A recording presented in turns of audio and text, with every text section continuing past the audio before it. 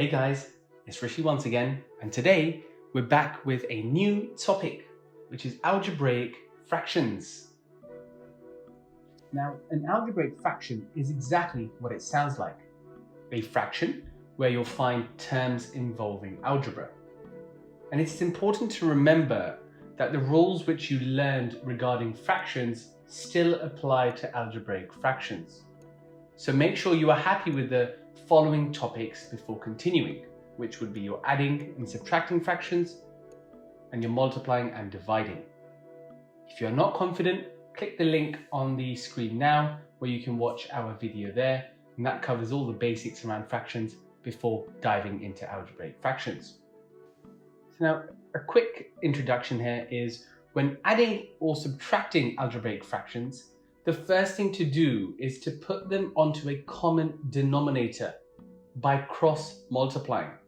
And this video will show you exactly how to do that. So let's dive into this right away. Alrighty, question number 1. You have an algebraic fraction here. Let's go ahead and simplify this fully. So the first thing I'm going to do is simply factorize both my numerator and my denominator. So again, we see that x is common within our numerator. So I'll take that outside the bracket and we'll have x plus 5. Once again, if you want to go back and practice your factorizing skills, we also have a video on that as well. I then go ahead and take a look at the denominator, and this is where we have to factorize quadratics. So we're finding two numbers that multiply to give us 10 and add to give us 7. And that there is 2 and 5, because 2 times 5 is 10 and 2 plus 5 is 7. So now we can simply write x plus 2 and x plus 5.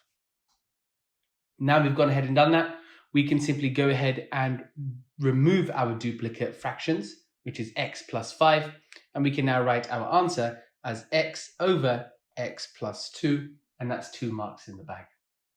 So let's go over this question. Number 1, we factorize both the numerator and denominator. We then go ahead and cancel like terms, and there we are. I hope that was clear. Let's go for question number 2. Once again, we'll go through the same procedure where we factorize. So I'll start off with my numerator. I'll make this slightly bigger so it's easier for us to annotate. And so now I'm going to go ahead and find two numbers that multiply to give me minus 12 and add to give me minus 1. Remember, we don't say minus 1x, we just say minus x. So that represents minus 1. And we need two numbers that can add to make minus 1 and times to make 12. And there we go with 3 and 4. So let's have x plus 3 and x minus 4. And you must be thinking, how do you know if it's a positive 3 or a negative 3? Or how do you know if it's a negative 4 or a plus 4? Well, we know that 3 times 4 is 12, and we know a positive and a negative gives us a negative. When it comes to adding both these numbers, we know that 3 plus minus 4 will give you a negative 1. And that's how you find out. Okay, we do the very same with the denominator. Find two numbers that multiply to make 20 and add to make 9. So again, we know we can have 4 times 5 and 4 plus 5. So with that being said, we know that we have a plus 20, which means we'll have two negative numbers. So we'll have x minus 5 and x minus 4. Now we've gone ahead and done that, we can go ahead and cancel out our like terms and then write out our answer, which is x plus 3 and x minus 5. And there we are. I hope you're getting a hang of this. Remember, it's just a two-step method here. Let's now go with question number 3. And feel free to pause the video at any given time. So now we've got two numbers here. So again, let's find the common factor here, which is going to be 3 and x, because 3 goes into 3 and 3 goes into 9. So that will give us 3x and then x plus 3. And again, if you wish to check this, you can by simply multiplying out the bracket. Let's check it over here. So we have 3x times x, which is 3x squared, and 3x times 3, which is 9x, and there we are. Marvelous. Okay, we move over to our denominator, and we know that, and if we square root both sides, we'll be left with x minus 3 and x plus 3. And now that is done, we can go ahead and cancel out our like terms, which again was x plus 3 on both the numerator and denominator, and we can write our answer as 3x over x minus 3. Okay, let's go for question number 4. So now with question number 4, we'll follow through with the same steps where we need to factorize. And so what I'll write out is 1 bracket x plus 4 over x plus 4 and x minus 4. Remember, once again, I've square rooted both the x squared and 16 as it's a square number. Hence, I've got a plus 4 and a negative 4. I can then go ahead and cancel out the like terms. And what I'm left with is 1 over x minus 4. I hope that was a clear introduction to algebraic fractions. Let's now go over to something a bit more challenging here, where they've given us a fraction, but they want you to simplify this in a specific form. And all your letters must be integers. So A, B, and C must all be integers. So again, step 1, we will go ahead and factorize. So I'll take my 3x squared and I'll factorize this right away. So we know that x is common. So again, I'm going to take the AC method approach, where you label it as A, B, and C, but you multiply. So A times C, that's what it's called, AC method. So we'll get 3 multiplied by minus 4, which gives us minus 12. We'll then find factors of minus 12 that also work when you add them, you'll get 11. So again, let's write down our factors, 2 and 6, 3 and 4, and 12 and 1. So again, I'm going to go with 12 and 1 here. I'm going to write out our expression, which will then be 3x, which is your coefficient. And we now need to put in 12 and 1. But here we will decide whether it's a plus or a minus. So we know it's going to be a plus 12, and it's going to be a minus 1 because 12 plus minus 1 will be a positive 11, which is our B. So that being said, we now need to divide this by our coefficient, which is 3. Remember, the coefficient is the number in front of the x, as I've highlighted. So I've gone ahead and factorized this by using the AC method, and I'm dividing it by the coefficient. And so now we get x plus 4 as one bracket, but 3x minus 1 will remain the same as we cannot divide it by 3. So that is my new numerator. So this is my final numerator. I'm now going to do the exact same thing to my denominator. So let's go ahead and move this out of the way first. And let's now move over to our denominator. So I'll just draw a line through this and we'll go for x squared plus 3x minus 4. I'll times my a and c together. So we know that's going to be minus 4. We'll get our factors, which is 2 and 2 and 1 and 4. Now I've done that, I'm going to write this out in terms of my brackets. So I will again have x plus 4 and I'll have x minus 1. Again, we know this because plus 4 plus minus 1 will give you a plus 3, just as we got the plus 11 in our numerator. And that is also our final denominator. So now if you put both of these together, we will have x plus 4 and 3x minus 1 over x plus 4 and x minus 1. And again, we can cancel out our like terms, which in this case will be x plus 4. And so now we are going to be left with 3x minus 1 over x minus 1, and that is our answer. So this question does have an additional mark, which is 3 marks here. But again, as you can see, the steps are very much the same. We go ahead and factorize both our numerator and denominator and put this in the exact same form as the question is asking, which is your ax plus b over x plus c. I hope that was clear. let's now give you a chance to complete question 6. So pause the video, attempt the question, and then press play when you're ready to go. Okay, so let's get started. We'll go ahead and multiply out our A and our C. We'll then get minus 18, where we can get 9 and 2, 18 and 1, 6 and 3. And out of all of these, we can see 9 and 2 would give us a plus 7. So we'll simply write down x plus 9 in brackets and x minus 2. And that's our numerator done. We'll then do the same thing for our denominator. And we'll have 2 times 6, which is 12. We'll then have 6 and 2, 3 and 4, which again will give us the difference of minus 1. So again, we'll have 2x. And remember, this has got a coefficient of 2. So at the beginning of every bracket will be 2x. And we'll also have to divide this by 2. And then we'll have 4 and 3. But remember here that it's going to be a minus 4 and a plus 3. Because when you add this together, you should get a minus x or a minus 1. So now that we've done that, let's go ahead and divide this. So 2x minus 4 divided by 2 will give you x minus 2. And 2x plus 3 will remain the same. And there we have it. And now let's put this all together. So again, you can instantly see that we are eliminating x minus 2 on both cases. So our final answer will simply be x plus 9 over 2x plus 3. And that is our answer. Brilliant.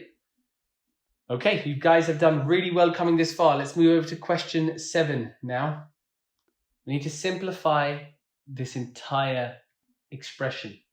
So again, we're going to do the same thing where we're going to make the denominator the same, and then we are going to divide it. So let's begin. So if you remember, we have something called KCF, which is keep it, change it, flip it. So what that means is we'll keep the first fraction as it is, we'll change the division to a multiplication, and then we'll flip our second fraction, which means our denominator becomes our numerator, and our numerator becomes our denominator.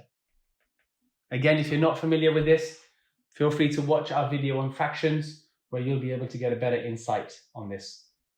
So now that we've done that, let's go ahead and factorize and simplify our answer.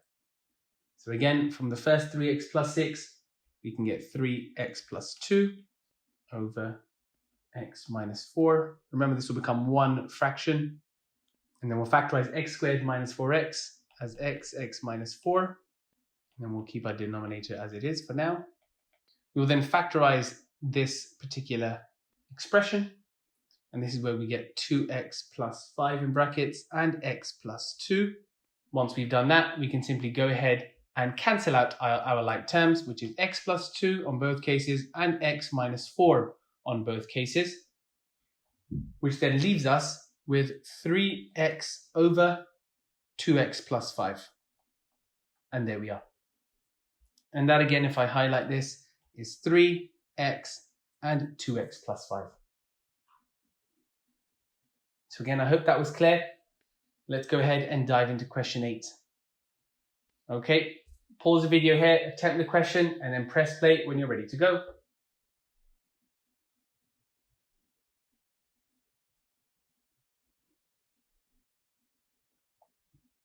Alrighty, let's begin. So we're going to follow the same method as keep it, change it, and flip it. So we'll have 2x minus 2 over x plus 5. We change the operation to a multiplication, and we flip the fraction. Okay, that's step 1 done. Now for step 2, we simply go ahead and factorize. So we have now applied the KCF method here, and we factorized our numerator and denominator. So all we now need to do is go ahead and cancel out our like terms. I hope you can see them already. X minus 1 and x plus 5. Now that we have that, we can simply go ahead and write down our answer, which is 2 bracket 2x plus 3 over x minus 3. And once again, to highlight how we got that, we got the 2 from here, 2x plus 3, and the x minus 3, which was left over. So just to reiterate, apply your keep it, change it, flip it method and factorize your expressions before simplifying them by cancelling out the like terms. Practice is needed here, so don't fret if you haven't got it the first time. Keep going. Okay, over to the last set of questions now. Question number 9. So now we've got a fraction where we need to add them. So again, remember, when you're adding fractions, the denominators have to be the same. And this is an example of the cross multiplication. So I'm going to simply zoom in and go directly into this. So we need to make the denominator the same. So let's go ahead and cross multiply. So that will simply give us 8, bracket open, x plus 8 over, and then I'll simply multiply both of the denominators together. So you're left with x plus 3 and x plus 8, and then 3, bracket open, x plus 3, and then we can repeat the denominator. Marvelous work. So that's step 1, we've cross multiplied. Now we've gone ahead and done that. We now need to make it as one fraction and then make it equal to each other. So that means we'd have 8x plus 8 plus 3x plus 3 over x plus 3 and x plus 8, and that equals 1. So now we've put it together, let's now make it equal to one another, which means the x plus 3 and x plus 8 will now shift to the right-hand side of the equation.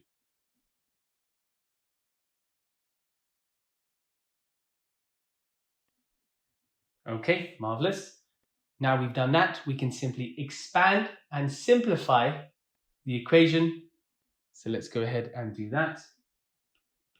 So now if we collect like terms, we'll have 11x plus 73, which will give us x squared plus 11x plus 24.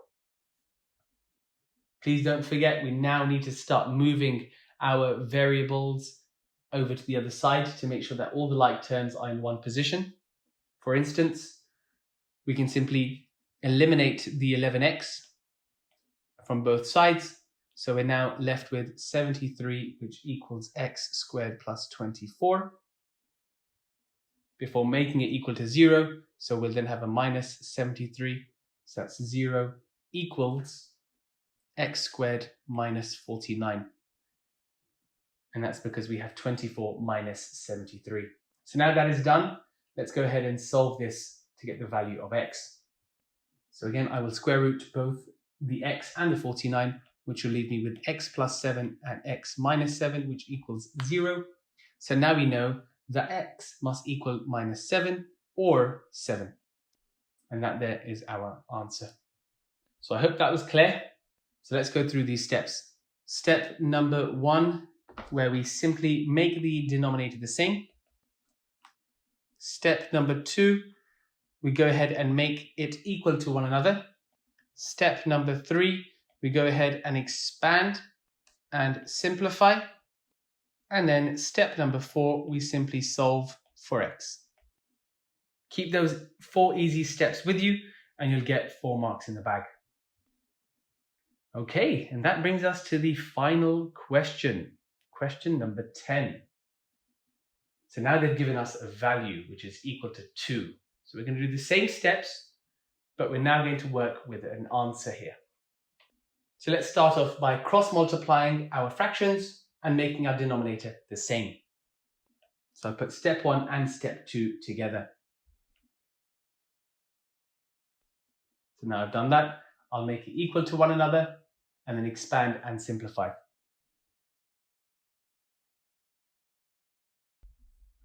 So as you can see, I haven't removed the 2. I've placed the 2 in front of the fractions, and now I can go ahead and expand this right away.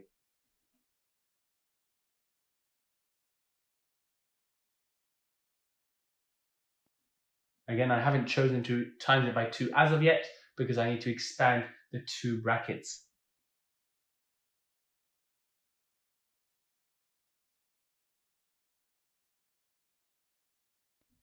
So as you can see, I've now simplified it, and I'm going to make it equal to 0 by taking this entire section to the right-hand side.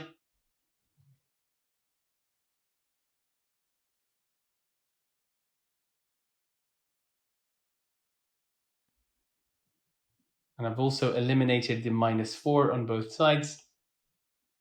And so now that is done, let's go ahead and factorize this. And you can see that 6x is common in both 6x squared and minus 24x. And that there would give us x as equaling to 0 or x is equal to 4. And that there is our answer. Marvelous work. So again, I hope this video was useful. I hope it's given you a stronger advantage and a clear introduction into solving equations containing algebraic fractions. Now, I started off quite simple, where we were working with simplifying fractions without quadratics, and then introduced you to the AC method, where we had to go ahead and factorize using a coefficient before coming back to dividing a fraction and solving the value of x. Now this is the easiest type that you will need to simplify, requiring only the need to cancel down like terms. And when the fractions involve a quadratic, you first need to factorize a quadratic in order to simplify. So keep up the great work. Don't forget to comment and share this video if it's useful. Have a great day, and I'll see you in the next video.